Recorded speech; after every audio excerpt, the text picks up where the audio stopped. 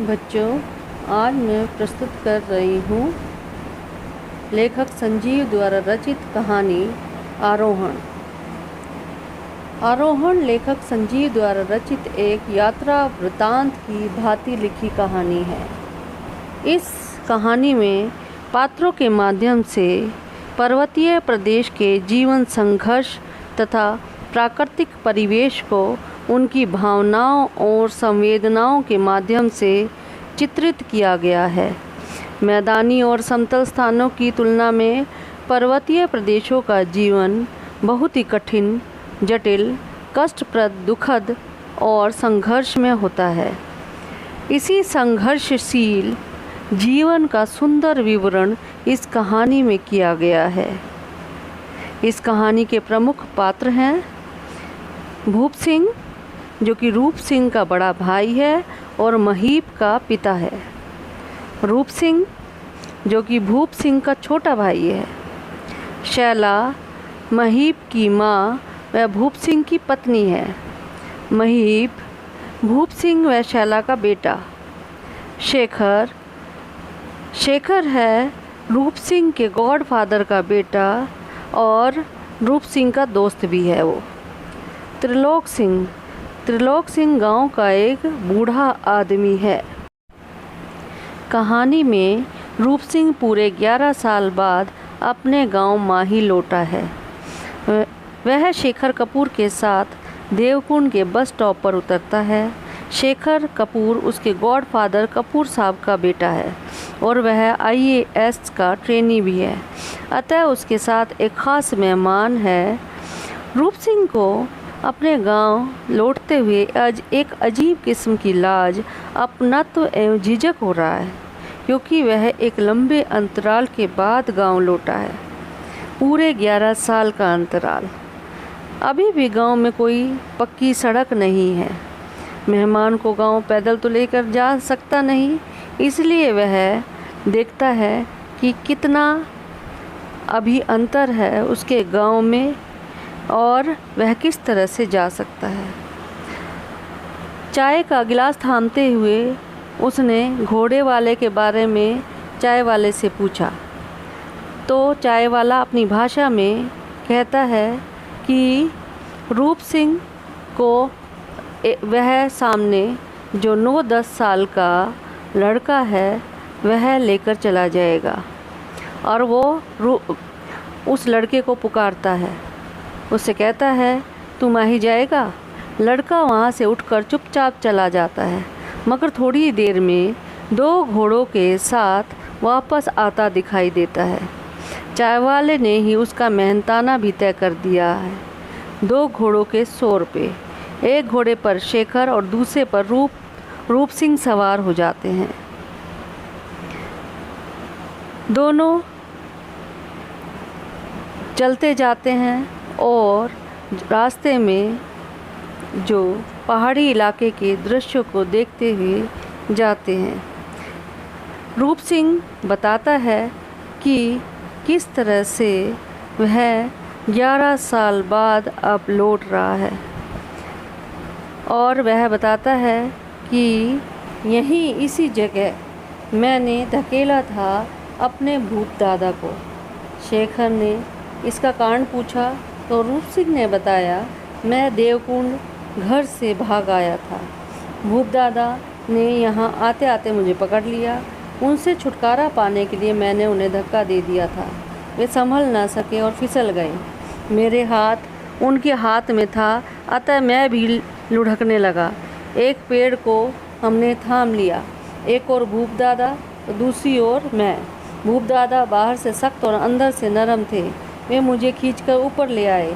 वे मेरे बदन को परख रहे थे कि कहीं कोई चोट तो नहीं लगी, और उन्होंने कुछ पत्ते निचोड़कर मेरी खरोंचों पर लगाए।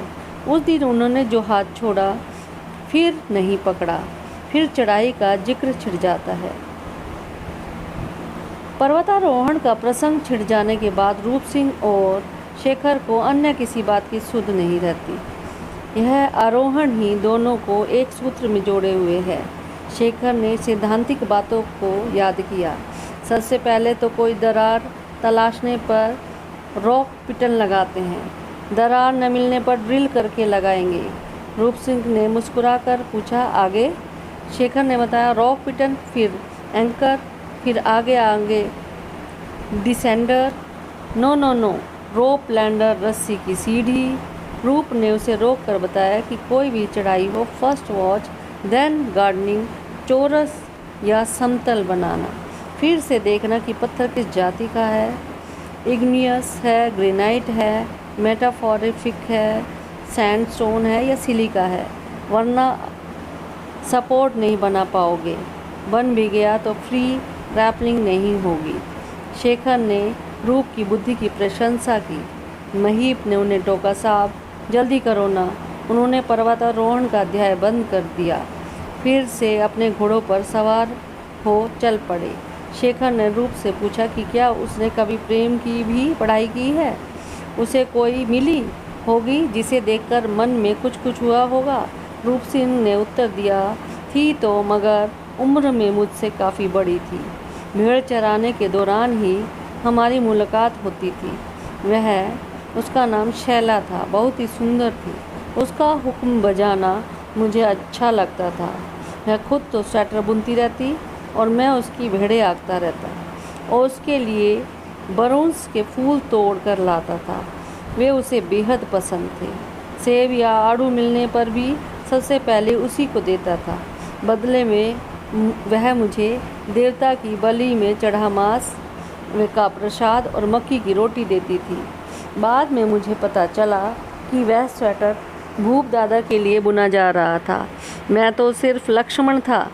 शेखर को यह इलाका स्वर्ग जैसा खूबसूरत लगा। रूप बताते हैं कि पांडव स्वर्ग जाने के लिए इसी रास्ते से गए थे। यहाँ आखिरी गांव सुर्गी है, यानी स्वर्ग। शेखर ने महीप से कहा, तेरे पाँव में दर्द होता होगा, आ जा, कुछ देर तू भी घोड़े पर बैठ जा, हम पैदल चलते हैं। लड़के महीप ने मना कर दिया तथा बातें करने से रोक दिया क्योंकि रास्ता खराब था।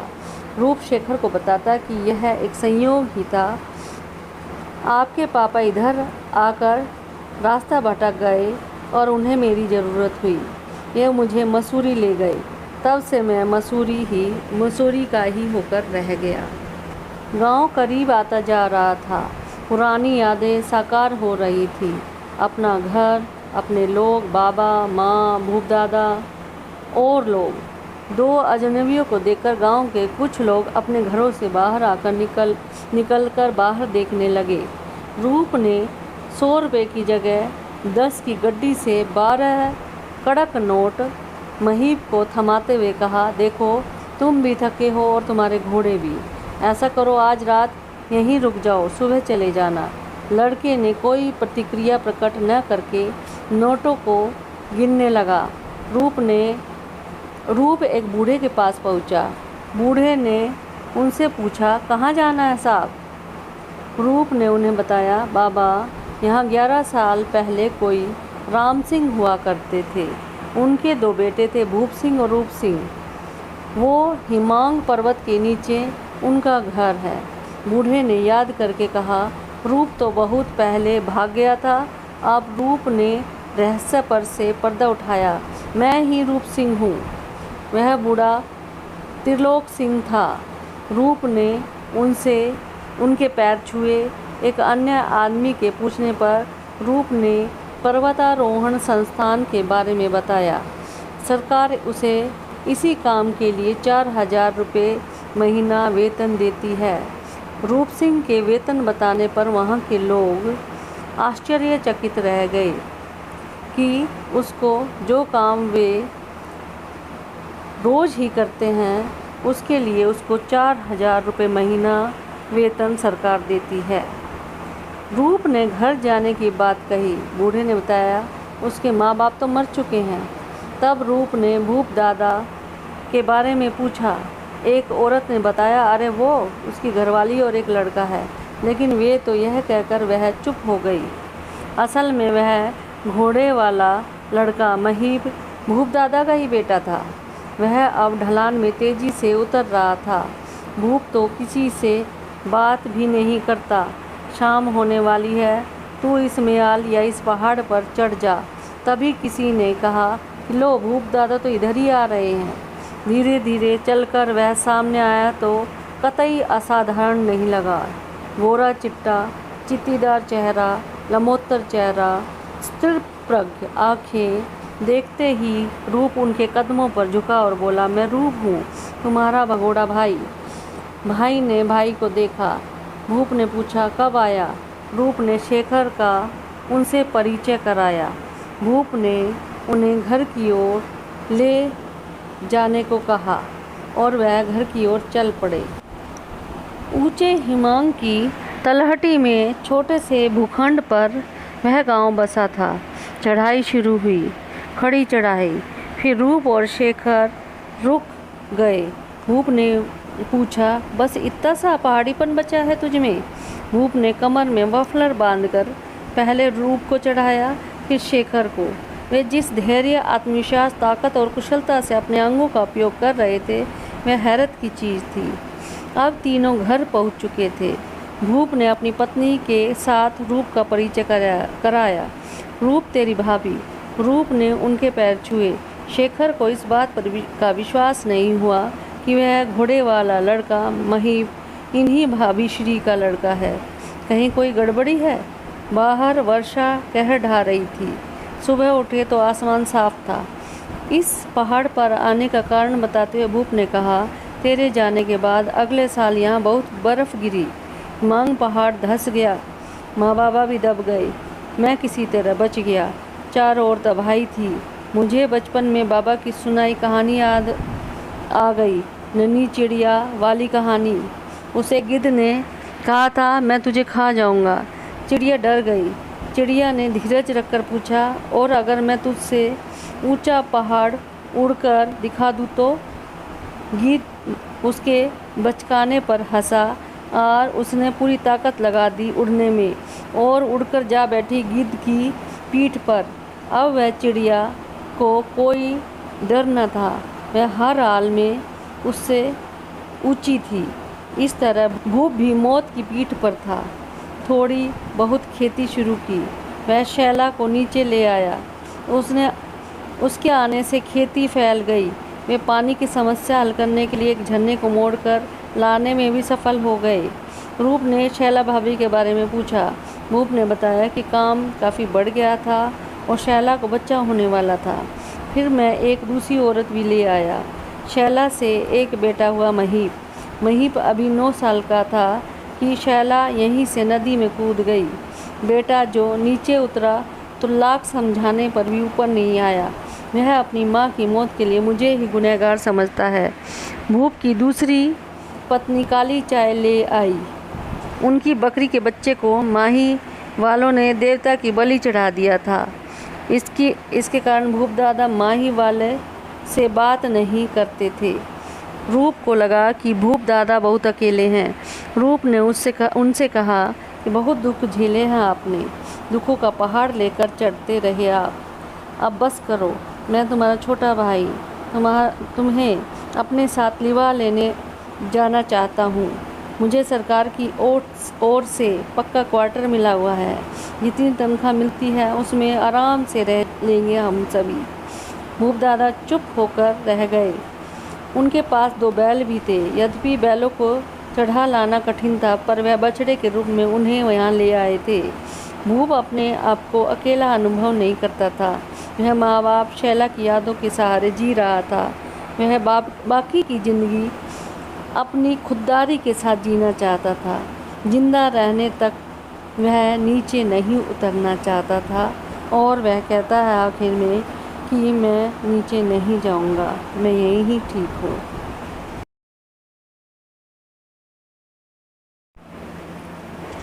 प्रश्न, आरोहण कहानी की मूल समस्या क्या है? उत्तर, आरोहण कहानी में पर्वतीय प्रदेशों में रहने वाले लोगों के जीवन के यथार्थ को दर्शाया गया है। वहाँ का जीवन अत्यंत संघर्षमय एवं कठिन होता है। वहाँ प्रतिदिन संघर्ष करना पड़ता है। वहाँ की भौगोलिक, सामाजिक एवं सांस्कृतिक परिस्थितियाँ निरंतर बदलती रहती हैं। पर्वतीय प्रदेशों में प्राकृतिक आपदा, भूस्खलन, पर्वतों के खिसकने से यहाँ के लोगों का जीवन तथा समाज नष्ट हो जाता है। यहाँ के लोगों का जीवन यहीं के परिवेश तक बंद कर रह जाता है। प्रकृति के प्रति असीम लगाव भी इनको बाहर जाने से रोक देता है। यदि कोई यहाँ से चला भी जाता है तो उसका मन यहीं भटकता रहता है। पर्वतीय लोग कठिन परिश्रम करके भी सुखी जीवन नहीं बिता पाते। भूपदादा का लड़का भी कम आयु का होने पर घोड़े के साथ काफ़ी पैदल चलकर रोजी रोटी कमाता है। यहाँ के लोग बहुत भावुक होते हैं। मैदानी इलाकों की तुलना में पर्वतीय प्रदेशों की जिंदगी की कठिनाइयाँ, जटिलता, दुखपूर्ण स्थिति को इस कहानी में उभारा गया है। प्रश्न: अपने ही घर लौटते हुए रूप सिंह को एक अजीब किस्म की लाज और झिझक क्यों हो रही थी? आरोहण कहानी के आधार पर उत्तर दीजिए।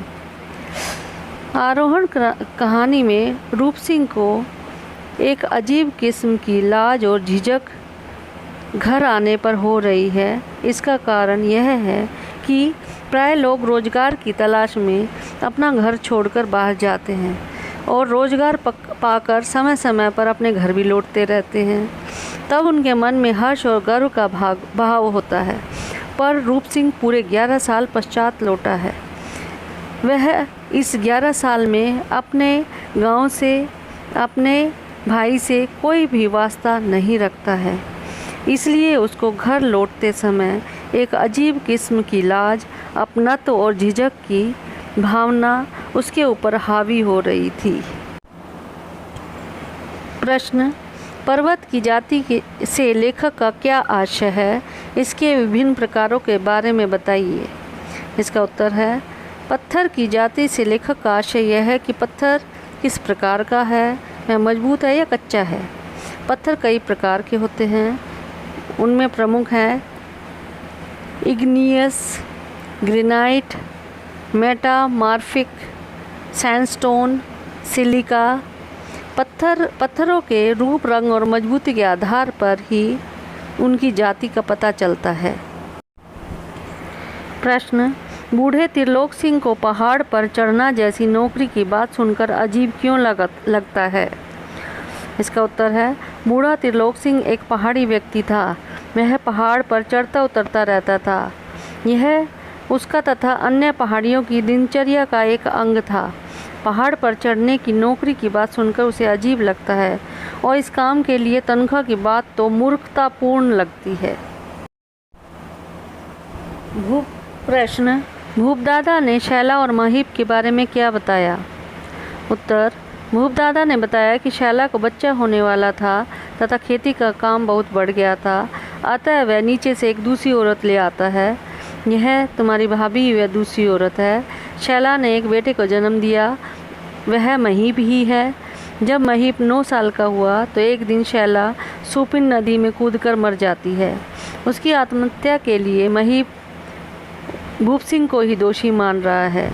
वह भूप सिंह को छोड़कर नीचे चला गया है। वहीं महीप अपने घोड़े पर तुम्हें अर्थात रूप सिंह और शेखर को लेकर आया था। वही महीप है। प्रश्न: मेरी खुददारी को बख्श दो। अब तो जिंदा रहने तक ये न तो बैल उतर सकते हैं न हम। आरोहण में भूप के इस कथन के आलोक में उसके व्यक्तित्व का चित्रण कीजिए। उत्तर: भूपदादा अत्यंत खुददार किस्म का व्यक्ति है। वह छोटे भाई महीप का शहर चले जाने का प्रस्ताव ठुकरा देता है। आरोहण कहानी से स्पष्ट होता है कि पहाड़ों की चढ़ाई में भूपदादा का कोई जवाब नहीं। इस क्षेत्र में उसे कोई हरा नहीं सकता। यद्यपि उनका छोटा भाई रूप सिंह पहाड़ों पर चढ़ना सिखाता है, पर भूपदादा के सामने वह भी बोना सिद्ध होता है। पहाड़ों पर चढ़ने की कला में अत्यंत कुशल है भूपदादा। भूपदादा अत्यंत परिश्रमी हैं। वे अपनी पहली पत्नी शैला के साथ मिलकर झरने के रुख को बदलने में भी कामयाब हो जाते हैं। खेती को बढ़ाने में भी उन्होंने खूब परिश्रम किया। भूपदादा अत्यंत स्वाभिमानी प्रकृति के हैं। वे माही गांव के लोगों से इसलिए बात नहीं करते क्योंकि उन्होंने उनकी बकरी के बच्चे को देवता की बलि चढ़ा दिया था। भूप सिंह अपने छोटे भाई के अनुरोध को भी ठुकरा देते हैं। कहते हैं, मेरी खुददारी को बख्श दो। अब वे जिंदा रहने तक पहाड़ से नीचे नहीं उतरेंगे। आशा करती हूँ आपको यह कहानी समझ में आ गई होगी।